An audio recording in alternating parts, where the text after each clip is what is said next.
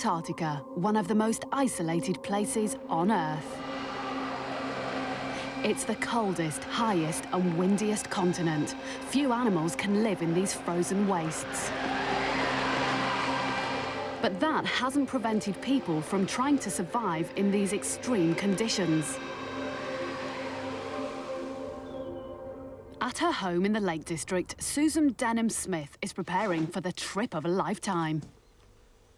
She's planning to be the first British woman to walk across Antarctica on her own, one of the most dangerous and arduous journeys imaginable. It's going to be very, very hard work. I've done a lot of cross-country running and marathon running. After you've done those sort of long distances, you're always looking for another challenge. Her training involves pulling a huge tyre across the fields. When I go across the ice, I'm going to have to take all my equipment and all my food and fuel to cook the food for 100 days with me. So the best way to practice is to simulate dragging a very heavy load behind you. Here I've got a sledge similar to the one I'll be using. And on it I've got a big pair of boots, which are big enough for 2 or 3 pairs of socks. A very large pair of gloves to keep my hands warm. A down-filled jacket to keep the rest of me warm. My tent's small and lightweight, just enough room for me inside. And again, a sleeping bag that's filled with feathers. But most important of all, the stove, which I need for melting ice, to make water for me to drink and to heat up my food. Food provides the energy our bodies need, so the amount and type of food Susan takes will be critical. In science, energy is measured in kilojoules, but food energy can also be measured in calories. Based on her height, age and weight, Susan knows that she needs 2,000 calories a day just to keep her body functioning, to keep her heart beating, her blood flowing and her organs healthy.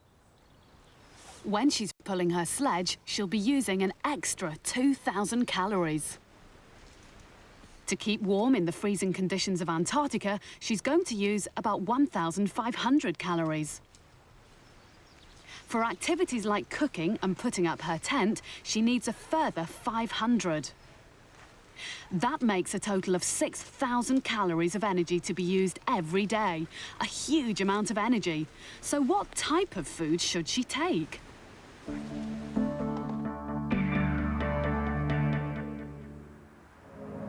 Burning a small piece of cream cracker in liquid oxygen shows just how much energy it contains. Food is a store of chemical energy. It's because it's in contact with pure oxygen that this piece of food burns so completely. The body also uses oxygen to release energy from food. A similar but much more controlled reaction takes place in every cell of your body. But do all foods provide the same amount of energy? Peanuts are high in fat. Dried potato is high in carbohydrate. To compare their energy content, we can use a food calorimeter. It's a glass container filled with water and works like this. First, place 1 gram of dried potato into a small metal crucible. This sits on a heat-proof platform. The calorimeter surrounds the food. At this point, the water inside is at a temperature of 21 Celsius. A small ignition coil gets hot enough to ignite the potato, and a flow of oxygen into the space around the food keeps it burning. The hot gases produced rise through the copper coil and heat the water. 1 gram of potato causes the water to rise from 21 to 25 Celsius. So what happens with 1 gram of peanuts? This time, the water rises from 21 to 29 Celsius. This rise in temperature means that peanuts contain 20 kilojoules per gram, while dried potato contains 10 kilojoules per gram. fat makes a big difference to the energy content. Susan needs to carry 100 days' worth of food. She's had to think very carefully about what type of foods to take. Now, I know I'm going to need about 25,000 kilojoules of energy per day when I'm in Antarctica. And this is what it would look like in everyday foods. Now, I'll never fit 100 days' worth of this on my sledge, so there is an alternative. We could take it in the form of fat or lard, but I wouldn't want to eat this, would you? So I've put together a diet which covers all my nutritional needs. There's fats in butter and cheese, proteins in nuts and fruit, and carbohydrates, especially in dehydrated expedition rations, which are nutritious, they meet my energy needs, and the whole lot doesn't weigh very much. To make sure she gets the right amount of energy, more than half her rations will be made up of fat. Before the body can release the energy from food, it has to digest it and convert it into glucose. Glucose is the body's main fuel, which is why a glucose drink or a bar of chocolate can give you a quick energy hit. But to release that energy, her body needs a supply of oxygen. Thankfully, in Antarctica, oxygen isn't going to be a problem. But when might it be? When do you need to carry an oxygen supply with you?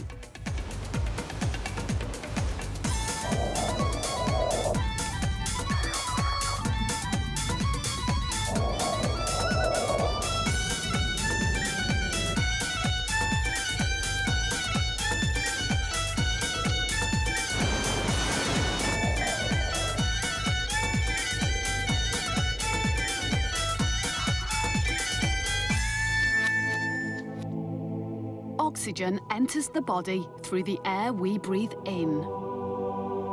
Inside the lungs, the oxygen comes into contact with blood vessels. Oxygen passes from the air in the lungs into the bloodstream and is picked up by red blood cells. The blood also transports glucose around the body. The blood carries oxygen and glucose to every cell. As the blood passes through tiny capillaries, the oxygen and glucose pass out into the surrounding cells. When the oxygen and glucose meet, they react chemically and slowly release energy. This is respiration. Glucose and oxygen react, releasing energy and producing carbon dioxide and water. A constant supply of glucose and oxygen is essential.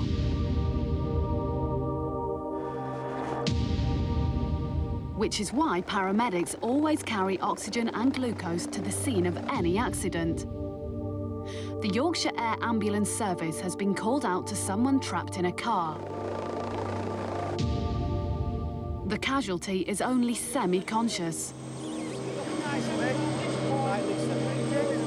Regardless of the injury, the first thing the paramedics do is give the casualty a good supply of oxygen. Do you suffer with anything, love? You're diabetic. Are you on insulin? This person is diabetic. Her body can't control its blood sugar level on its own. If her blood sugar drops, she can become unconscious. So the treatment is a shot of glucose solution directly into the vein. Without a supply of glucose and oxygen in our bloodstream, we can't survive.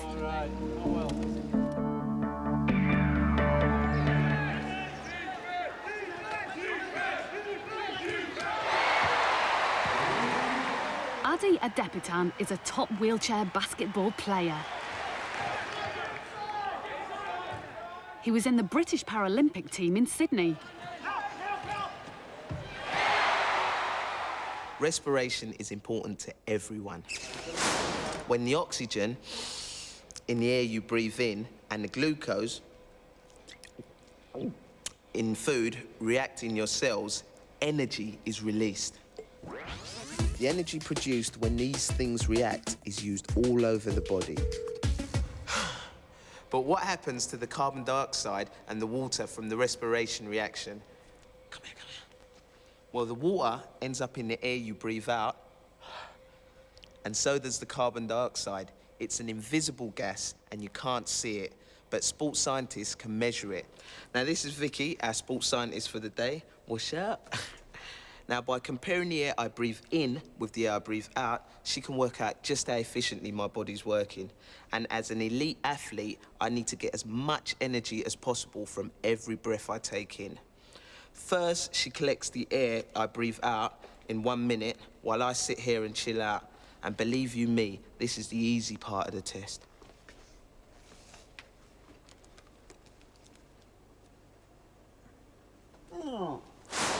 Next, I have to do some work. This is what's called a submaximal level of activity. Again, she collects the air I exhale in 1 minute.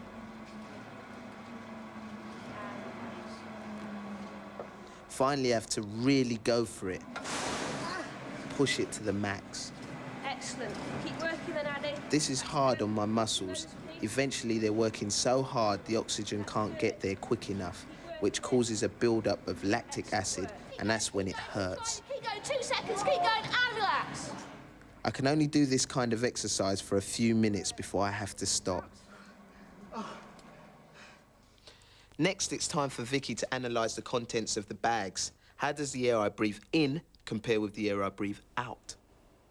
Air is a mixture of gases, normally 20.9% oxygen and 0.05% carbon dioxide. But once inside the body, it doesn't stay that way. At rest, the percentage of oxygen in the air Addy breathes out has dropped from 20.9 to 17.7%.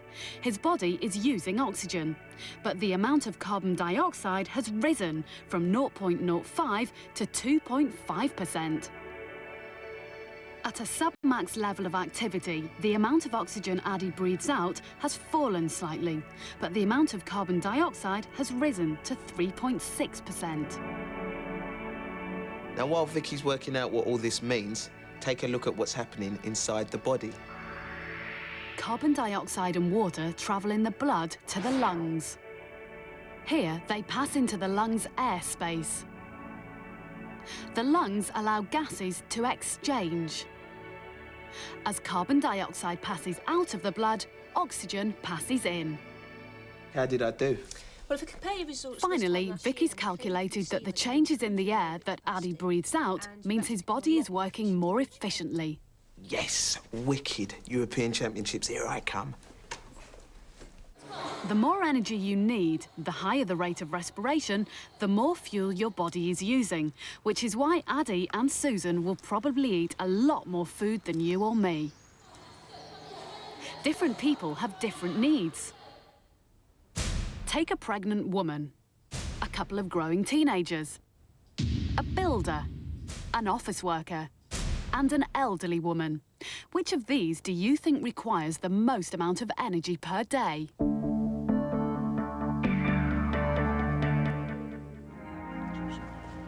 About 70% of the energy you use every day merely keeps your body working, keeps your heart beating, keeps you warm, and your organs functioning. If you're doing anything else, your body needs extra energy. But we're all different. Different ages, sizes, shapes, and lifestyles. Which means we all have different energy needs.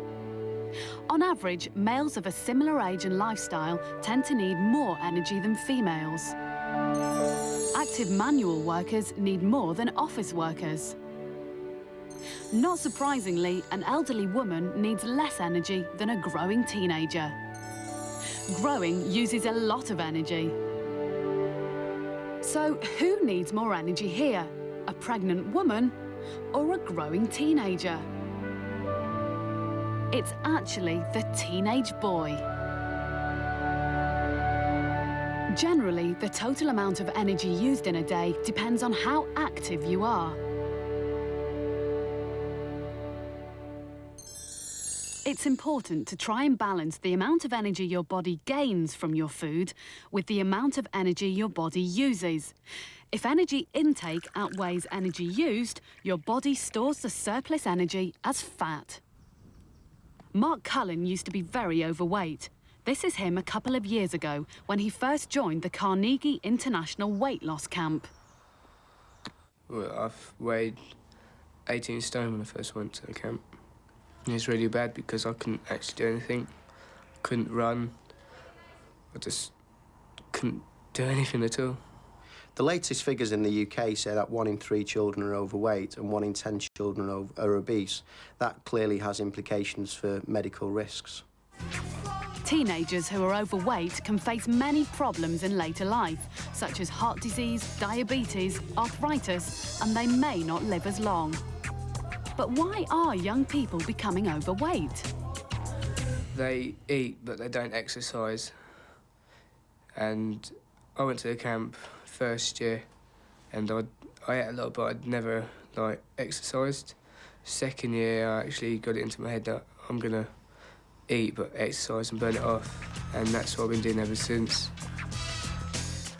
The main aims of the camp are trying to get kids to have fun being physically active and enjoy it and do it because they get a buzz out of it. We calculate how many calories does each person need on a daily basis, and that's the amount of food that we provide for them.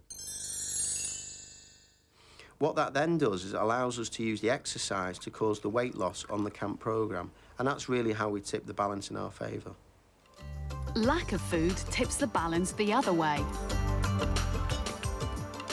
Energy intake becomes smaller than energy used. Some people go on diets to slim on purpose, but losing weight can actually be an illness. Anorexia nervosa is a psychological disorder that causes physical complications. A person with anorexia will have a fear of eating and gaining weight. They will have a fear of normal body weight and a fear of food. Claire first went into hospital with anorexia at the age of 10. It's a dangerous illness. My heart could have gone into failure at any moment because there was no fat on my body. So your body starts to eat its own muscle, and one of your main muscles being your heart. I almost died. I weighed 5.5 stone at my worst. Many people with anorexia nervosa, they will restrict their calorie intake. Some people only eating 250 calories a day.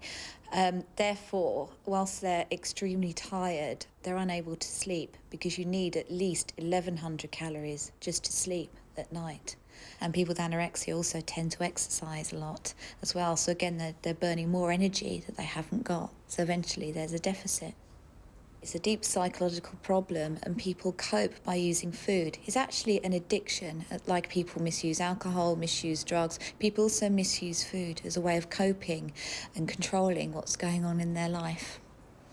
It is treatable. You can get better, and the earlier you catch it, the easier it is to treat. But it's important you go and seek help straight away rather than leave it too long. Remember, we all need different amounts of energy for life.